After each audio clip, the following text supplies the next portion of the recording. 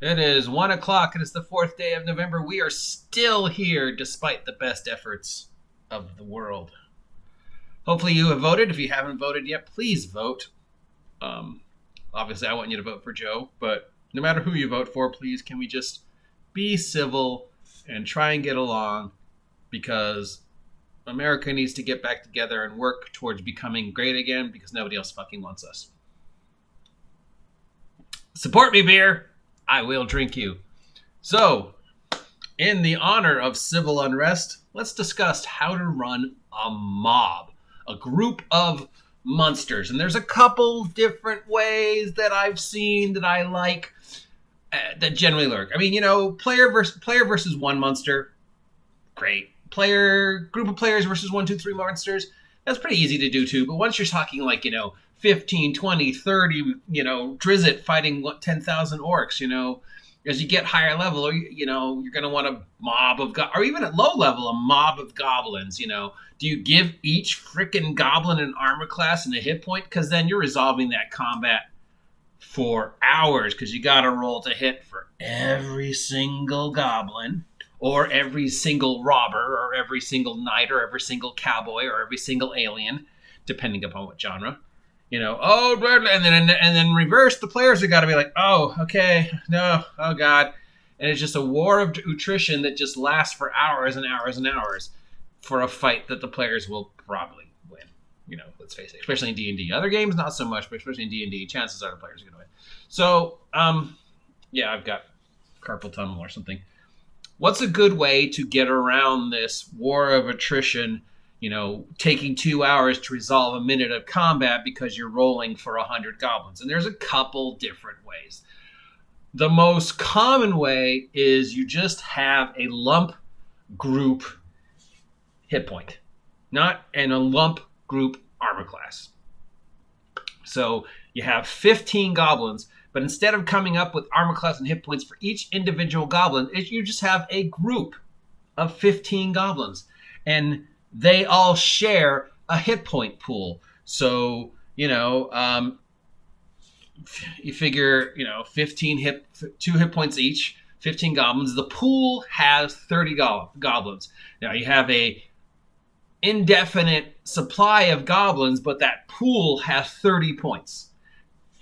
So when the party attacks, they don't have to roll for each individual goblin because they're attacking the pool, or each individual alien or knight or robber or whatever. So they just have to roll their damage. You could say that the pool has an armor class of 8, 10, 12, 15, whatever, depending upon how tough you want the encounter to be. A player character swings, he does his damage, whatever. The damage is done not to an individual goblin, but to the pool. So even though there's 15 goblins or 1,000 goblins, the pool has an X number of hit points, let's say 30. So you could just be like, okay, you do 8 points of damage, Bill. Right, that's coming off the total of the horde. A number of goblins. You kill the goblin. When the pool hits 0, the goblins are dead or defeated. Or you can get all cinematic and say for every point of damage they do, that's another goblin they've killed. And then you get to like really crazy anime, cinematic combat where Susan casts her, cone of flame that does 8 points of damage and 8 goblins go down, and you describe how 8 goblins of this indefinite crowd of goblins just burns up in Susan's cool of flame. The hit point total is still the same. It's gone from 30 down minus 8 points from the total. But since you have an indefinite supply of aliens, of bad guys, of mooks or whatever, 8 have been killed, and that's way more cinematic than just saying, okay, the pool has gone down, you've killed some goblins, whatever. I like doing both because it gives the players a sense that they're actually doing something to the indefinite amount, even though the numbers on the piece of paper are like 30, 29, 28, 15, 12, 10, 0. At 0, the goblins are dead or just dispersed. The aliens are dead or just dispersed. The bad guys are dead or just dispersed. Now, how do you do the bad guy's turn? Because you don't want to just roll for each individual player character. That would take frickin' forever, especially if you're dealing with an indefinite 30 some odd goblins or 30 some odd bad guys. So you just assume that number wise, the bad guys are going to hit at least once. Okay? So no, you don't waste any time rolling dice. You don't waste any time figuring out, oh, do I hit Bill's armor class of 35, but I don't hit Susan's armor class of 17, but I do hit Johnny's armor class of 9. You just say, look, chances are one of them is going to hit you guys. Just the numbers are in their favor. There's 30,000 of them and 5 of you. So So then you just decide how much damage you want to do. So you could just roll, everybody in the group takes 1 point of damage. No ifs, ands, or buts. You could roll a d4 and say for each player character and say you take 2 points of damage, you take 3 points of damage, or you could roll a d8 for tougher counters, 2d6 for tougher counters, 3d6 for tougher counters, etc., etc., etc. But you just assume that at least one shot hits every bad guy, every good guy, and then you just roll a random number of dice. You don't worry about, but my armor class is 35. Yeah, but they shot like 100 arrows at you, so one of them hit. Okay, don't worry about it, dude. You take 2 points of damage. Suck it up. I'm drinking beer. So that is a good way to run a quick, fast group. The group has a pool of hit points. Every time the player characters strike, that many aliens go down. So the players have a visual sense of their success, but meanwhile you're just looking at the pool going, okay, the pool started at 30, now it's down to 15, now it's down to 8. And in return, when it's the pool's turn, when it's the alien's turn, when it's the bad guy's turn, you just, randomly roll a dice, D4, for a real easy encounter, 1 point per player character. For an easy-ish encounter, D4 per player character, slightly tougher, D8, 2d6, 3d6, 10d10 for a high-level encounter, whatever. Just say, look, there's 1,000 arrows, one of them hits you, don't cry. So there you go. That is probably the best way I have heard to do mobs. Now, but then you want and if you want to spice things up, now if you want to get really mean with your mob, you could do something like 1 out of every X in the mob has a special something. So if the mob has or like once every 3 rounds, the mob can do something special. So, first round, arrows.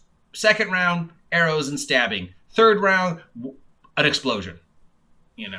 So that's a good way. Maybe 1 out of every 10 aliens explodes into an acid, a spurt of acid. 1 out of every 5 goblins is a goblin bomb. 1 out of every 3 raptors is venomous. So if you want to make it more interesting and add a little toughness, make it a little harder encounter, you throw in a special, a sergeant amongst all these privates, a goblin with a bunch of TNT strapped to his back and a what you call it? Obviously, I've been drinking. I can't speak. I've also been up for like 24 hours watching the election.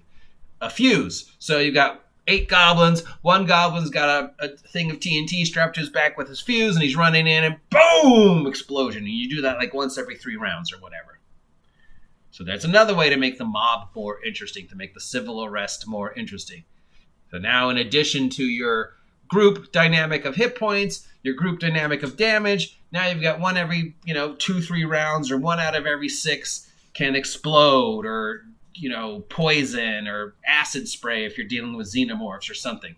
Okay? So that's another great way to make mobs more interesting. And the final great way to make mobs more interesting is to throw in a mob commander, that one guy who's got something special, because the mob's got to have somebody telling them what to do. It could be an alien queen if you're dealing with aliens. It could be a goblin commander if you're dealing with goblins. It could be an actual villain if you're dealing with bank robbers, whatever genre you're doing. And that one is your unique unit. That one's got an actual armor class. That one's got actual hit points. Maybe, a goblin commander might have 30 hit points, and his his group might have a 30 hit point pool of goblins, and he's got like a special thing, like maybe he can do 2 attacks around, or maybe he's got a special ranged attack, or maybe he's got Bane against elves, or your alien mob. You've got 30 xenomorphs, and then amongst the 30 xenomorphs, you have a metamorph who gets 2 attacks around, or who can spit acid, or who can, plant seeds in a victim with the possibility of that becoming another metamorph or whatever. Or you've got one you got a bunch, you got 10 bank robbers, and then you got one actual villain who's got a sonic scream, or something like that. So and as it gets tougher, higher level mobs, maybe that one guy can take 2 attacks around and has got something else. Matt Colville, when he talks about mobs, talks about how his goblin commander has 3 special things it can do. And one of those special things is 2 attacks around.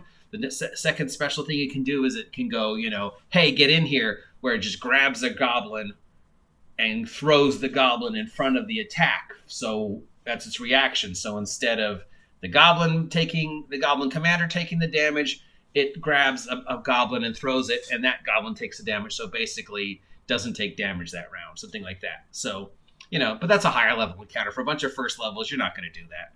You just might throw in a tougher goblin, a tougher alien, a tougher cowboy, whatever. So there we go. In honor of civil unrest, or the lack thereof, there are some thoughts of how to do a mob, how to do a group combat in your campaign and make it go fast. Because let's face it, if you just do 1-1, 1-1, 1-1, 1-1, 1-1, I roll, you roll, I'm going to roll for my 13. That's just going to take fucking forever. And nobody wants that. And it's just, negative returns on that fight. Especially if there's like no treasure or very little treasure in it for them. But instead, you just say, okay, 30 points, they're gone. Every round, they do 2 points of damage to everybody in the group. Once every 3 rounds, one of them explodes. Maybe there's a goblin commander or whatever. He's a little tougher. She's a little tougher, whatever. And then once the fight's done, you can just randomly generate some treasure. Figure out, every goblin's going to have at least 1 copper piece on him. And, maybe just to make them a little bit more frightening, you say, on every goblin you find a small little bag. And each bag has, some random dead animal or amount of baby teeth. I like to do baby teeth if I really want to freak my players' characters out and make them really realize how dangerous and fucked up goblins and orcs are in a fantasy setting. So every now and then they'll find, a goblin with a bag of baby teeth or a necklace of ears or something like that. So that's just, because rewards. But obviously xenomorphs aren't going to have any treasure. But, it could be, and you find 10 bullets if you want to get all video gamey or whatever. But, generally we're thinking fantasy and D&D. So, yeah. Okay, so that's how to do mobs. If you appreciate this content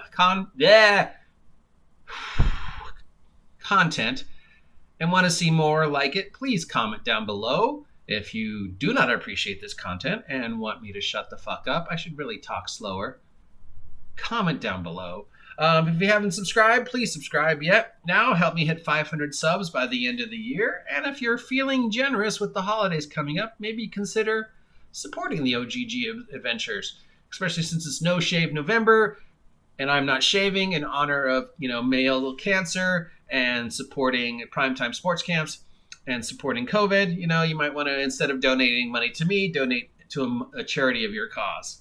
Though I am a charity, so give me money. I'll talk to you later, 30 hit point mob.